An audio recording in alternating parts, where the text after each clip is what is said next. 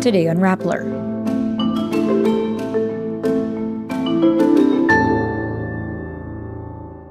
Apollo Quiboloy is charged with a non-bailable case of human trafficking in a Pasig City court. The Philippine Senate orders the arrest of Pastor Apollo Quiboloy.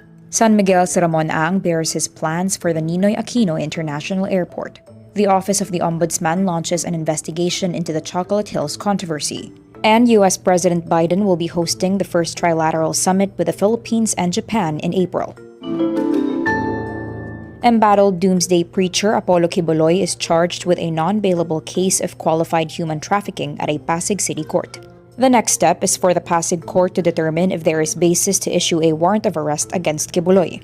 While Quiboloy can evade the summons of the Senate citing his constitutional right, he cannot evade a court warrant that requires strict compliance. Otherwise, he will be declared a fugitive. Justice spokesperson Miko Clavano says separate charges for child abuse are filed at a Davao City court. These were complaints initially junked by prosecutors during the Rodrigo Duterte administration, but reversed through a petition for review approved by Justice Secretary Boyeng Remulla. This on top of warrants of arrest against him by the United States Federal Bureau of Investigation. The Senate orders the arrest of doomsday preacher Apollo Quiboloy for refusing to appear at the upper chamber's inquiry into his alleged human rights abuses. Senate President Mig Zubiri directs the Surgeon-at-Arms Tuesday, March 19, to carry out and implement the arrest within 24 hours. The Senate Committee on Women, Children, Family Relations, and Gender Equality, led by Deputy Minority Leader Risa Ontiveros, held hearings into allegations of, quote, large-scale human trafficking, rape, sexual abuse and violence, and child abuse in the Kingdom of Jesus Christ. Quiboloy snubbed the hearings and repeatedly cited security as one of his concerns.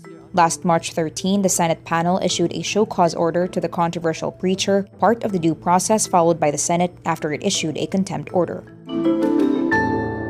San Miguel Corporation President and Chief Executive Officer Ramon Ang unveils plans for the Ninoy Aquino International Airport. This includes the construction of a new passenger terminal and a skyway bypass to address congestion issues at the country's main gateway. The planned new passenger terminal building seeks to increase the airport capacity and provide more parking for vehicles. Offices at the existing Naia terminals will also be relocated to the new passenger terminal building. Ang says construction can take at least 3 years. The 3-lane skyway bypass will be constructed from Magallanes going to Naia Terminal 3. There will also be a 2-way lane going to Pasay City. SMC is also laying the groundwork for the construction of a 740 billion peso airport in Bulacan.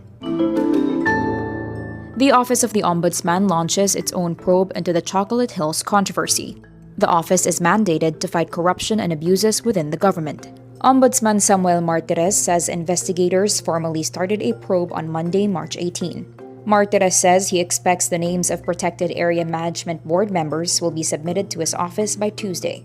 PAMB approved the proposal for the development in the area and issued a resolution that endorsed the construction.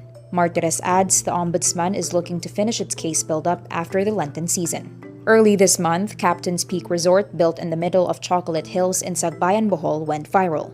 Martirez also reveals, after the Chocolate Hills, his office will also look into Davao's Mount Apo. U.S. President Joe Biden will host Philippine President Ferdinand Marcos Jr. and Japan Prime Minister Fumio Kishida in Washington, D.C. for the first trilateral leaders summit of the United States, the Philippines, and Japan. The summit will be held on April 11. The White House says the U.S. will reaffirm ironclad alliances with the Philippines and Japan, which are U.S. treaty allies. Marcos, Biden, and Kishida are expected to discuss how the trilateral relationship could push forward economic growth, clean energy, climate cooperation, and peace and security. Marcos and Biden will also have a separate meeting. The first trilateral summit comes as China amps up its claims and activities in the South China Sea. Marcos last met with Biden in the White House in May 2023. And that's today's wrap. I'm Nina Liu. Thank you for watching. Click the link below for the full story. Follow us on Rappler's YouTube, Facebook, X, Instagram, and TikTok.